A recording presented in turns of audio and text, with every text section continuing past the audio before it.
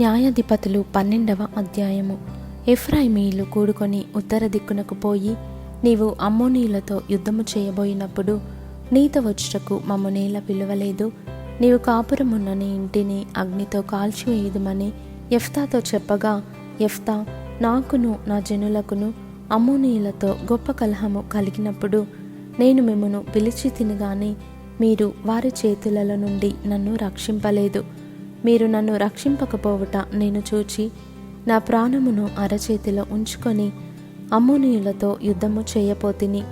అప్పుడు యెహోవా వారిని నా చేతికి అప్పగించెను గనుక నాతో పోట్లాడుటకు మీరేలా నేడు వచ్చితిరనెను. అప్పుడు యెఫ్తా గిలాదు వారినందరినీ పోగు చేసుకొని ఎఫ్రాయిమీయులతో యుద్ధము చేయగా, గిలాదు వారు ఎఫ్రాయిమీయులను జయించిరి.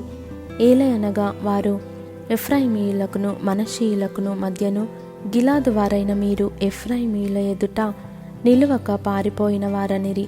ఎఫ్రాయిమీయులతో యుద్ధము చేయుటకై గిలాదు వారు యోర్దాను దాటు రేవులను పట్టుకొనగా, పారిపోయిన ఎఫ్రాయిమీయులలో ఎవడో నన్ను దాటనీయుడని చెప్పినప్పుడు గిలాదు వారు, నీవు ఎఫ్రాయిమీయుడవా అని అతనిని అడిగిరి.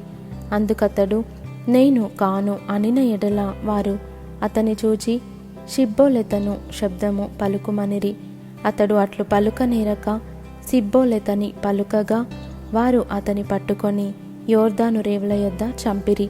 ఆ కాలమున ఎఫ్రాయిమీయులలో 42,000 మంది పడిపోయిరి. యెఫ్తా 6 సంవత్సరములు ఇశ్రాయేలీయులకు న్యాయాధిపతి అయి ఉండెను. గిలాదు వాడైన యెఫ్తా చనిపోయి గిలాదు పట్టణములలో ఒక దానియందు పాతి పెట్టబడెను. అతని తర్వాత బేత్లెహేము వాడైన ఇబ్సాను ఇశ్రాయేలీయులకు అధిపతి ఆయను.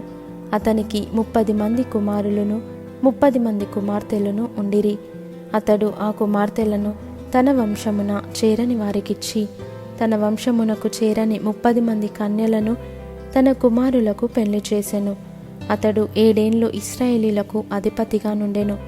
ఇబ్సాను చనిపోయి బెత్లెహేములో పాతిపెట్టబడెను. అతని తరువాత జెబూలూనీయుడైన ఏలోను ఇశ్రాయేలీయులకు అధిపతి ఆయను.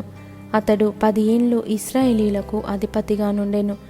జెబూలూనీయుడైన ఏలోను చనిపోయి జెబూలూను దేశమందలి అయ్యాలోనులో పాతిపెట్టబడెను.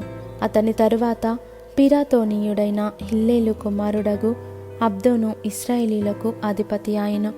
అతనికి 40 మంది కుమారులను 30 మంది మనుమలును ఉండిరి.